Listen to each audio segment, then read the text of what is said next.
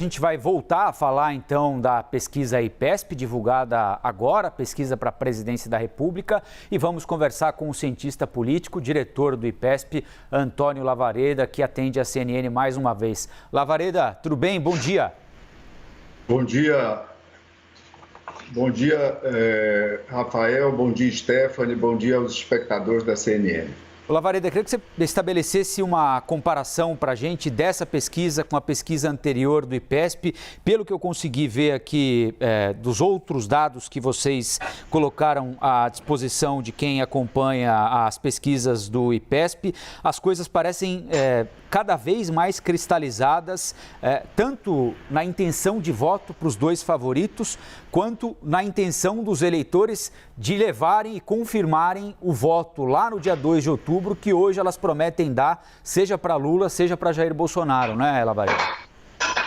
Verdade, Rafael. Veja uma coisa, a pesquisa mostra um grande volume de eleitores, né, afirmando que já definiram o seu voto. Isso é uma coisa inusual. Cerca de 68%, quase 7 em cada 10 eleitores, dizem que já definiram o seu voto, ainda antes da campanha começar.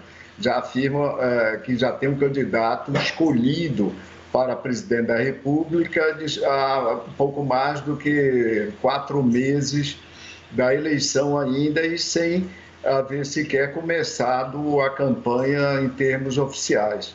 Quando se percebe, quando se leva o foco para a questão da chamada terceira via, nós temos um outro dado interessante dessa pesquisa, se nós compararmos com um ano atrás e a evolução nesse período, o que ocorreu nesse período.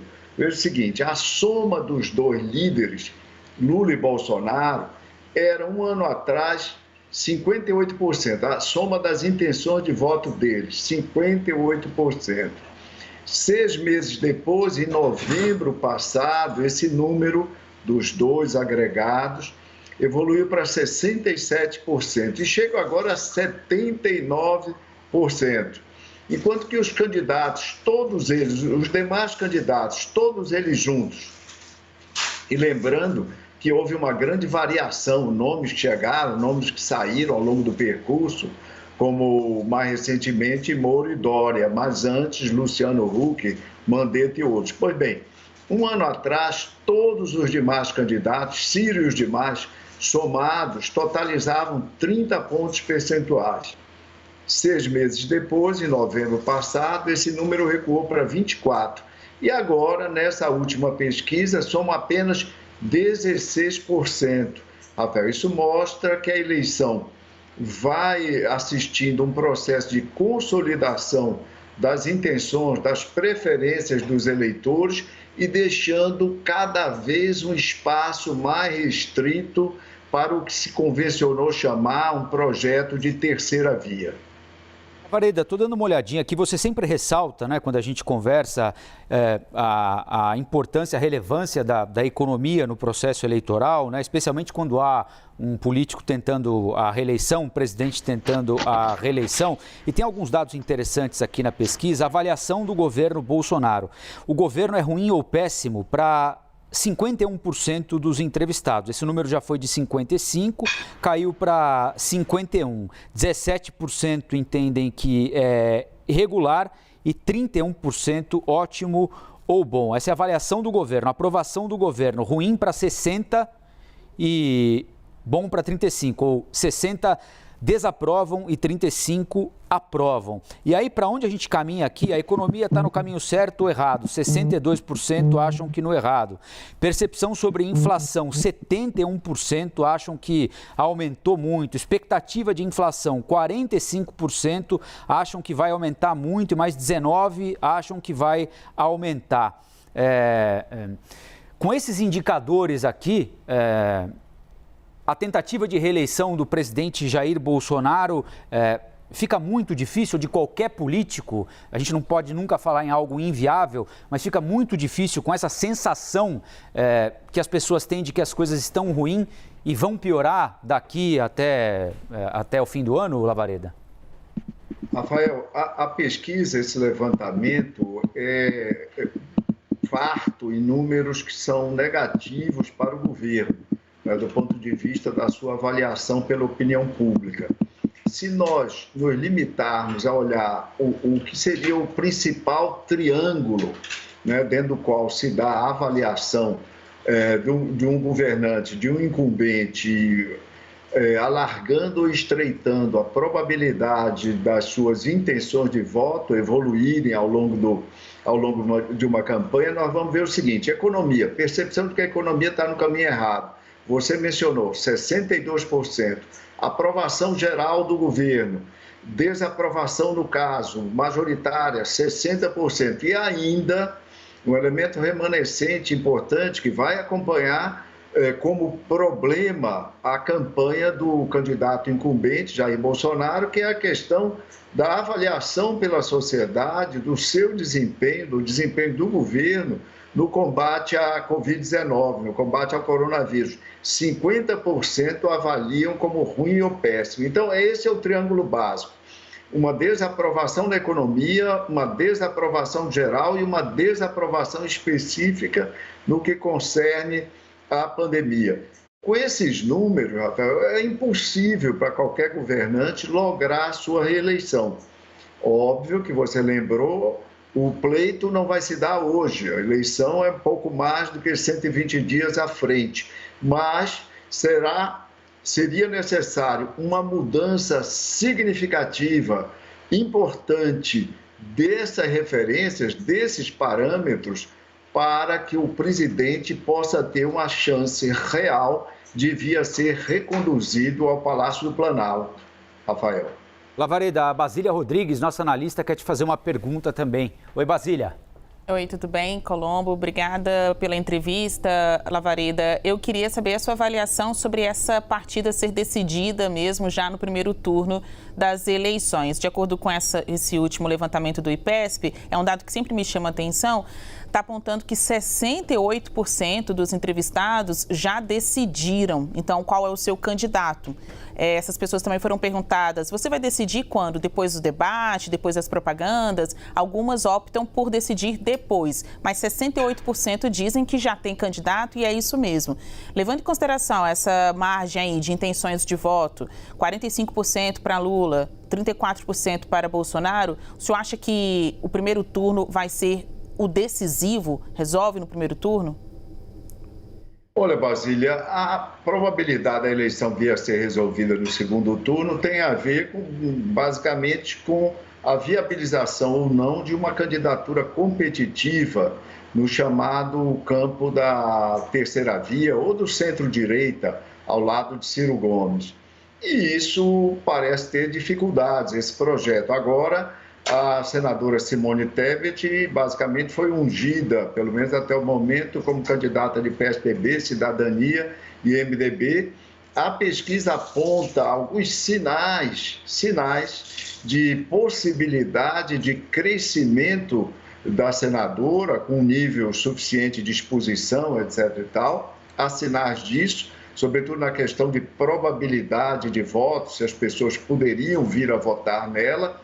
Ela cresce significativamente da semana anterior, quando ainda havia candidatura de Dória, para essa semana em que essa candidatura se desvaneceu, mas ainda é uma promessa a checarmos se ela virá a ser concretizada, ou seja, a expansão das suas intenções de voto. Enquanto isso, paulatinamente, Bolsonaro e Lula seguem conquistando eleitores e isso se demonstra na questão espontânea e na questão estimulada. Na questão espontânea é até mais importante, porque imagina que o eleitor responde, que o entrevistado responde, quem votaria se a eleição presidencial fosse hoje, sem nenhum estímulo, sem lhe ser apresentada uma lista ou qualquer coisa. Pela primeira vez, nós temos há 4 meses da eleição um volume tão elevado, 70%, 7 em cada 10 eleitores, dizendo que já tem um candidato em quem votar se essa eleição tivesse lugar nesse momento. Então, a possibilidade da eleição ser resolvida em 2 de outubro, o que nós podemos dizer, não é certo ainda, não é certo, mas cada vez ela vai adquirindo maior probabilidade de ocorrência, Basília. Lavareda, todo o nosso time está aqui para fazer perguntas para você. O Gustavo Uribe também. Fala, Gustavo. Bom dia, professor. Professor, eu estava vendo aqui os dados sobre brancos e nulos. Já chegou a um patamar de 10%. Nessa pesquisa chega a 5%. E se a gente observar os estados, Lula e Bolsonaro cresceram dentro da margem de erro em todas as regiões do país. Esses brancos e nulos foram para essas duas candidaturas, pela análise do senhor? Olha, Gustavo, provavelmente sim. Provavelmente esse deslocamento foi nessa direção. Lembrando que do início do ano para cá, mais nitidamente de março para cá, houve um movimento na direção de Bolsonaro. Bolsonaro cresceu efetivamente, ele deu um pequeno salto a partir do final de março, e isso motivado por quê? Pela saída de Sérgio Moro. Todos os movimentos das pesquisas, Gustavo, eles demandam uma explanação, uma explicação razoável. E o crescimento de Bolsonaro é inequivocamente associado à saída de Sérgio Moro. Quando Sérgio Moro sai da disputa, para onde iriam seus votos? Iriam para a esquerda? Iriam para a alienação, para o branco e nulo? Ou iriam, em boa medida, para um candidato do seu campo ideológico, que é a direita do espectro político ideológico? Então foi isso que ocorreu. Eleitores de Bolsonaro, eleitores de Sérgio Moro se deslocaram na direção de Bolsonaro e isso propiciou aquele avanço dele entre março, abril e início desse mês. Do ponto de vista das intenções de voto em Lula, elas têm avançado, recuado um ponto ou outro em cada medição semanal, mas consistentemente num patamar superior ao que estavam ao final do ano passado. Então, a combinação desses dois movimentos nos indica, como eu disse há pouco, o estreitamento do campo da disputa para um candidato ou uma candidata da terceira via e também demonstra que o eleitorado, com uma elevada taxa de interesse, que é outra informação que nós traqueamos, nós acompanhamos semanalmente, e é bastante alto o número de eleitores que se dizem muito interessados e interessados nessa eleição, também de 68%, e tudo isso nos diz que essa disputa singular, pela primeira vez um presidente enfrentando um ex-presidente, ambos super conhecidos, com avaliação, com opiniões positivas e negativas a respeito deles, bastante enraizadas na sociedade. Tudo isso vai nos dizendo que a eleição poderá ser uma eleição tão polarizada quanto aquela que nós tivemos em 2006. Repetindo, a eleição de 2006 foi aquela onde o maior contingente de eleitores se concentraram nas duas candidaturas líderes. O então candidato Lula e o então candidato Geraldo Alckmin, hoje aliados, mas à época fazendo uma disputa acirrada, eles tiveram mais de 90% dos votos válidos naquela eleição, que só não foi resolvida no primeiro turno por uma diferença de 1,4 pontos percentuais. Antônio Lavareda, cientista político, diretor do IPESP, trazendo aqui para a gente o detalhamento de mais uma pesquisa quentinha que acabou de ser divulgada. Lavareda, mais uma vez, muito obrigado. Ótimo fim de semana para você. A gente volta a conversar. Foi um prazer conversar com vocês, Raimundo. Valeu, muito obrigado. Rafael.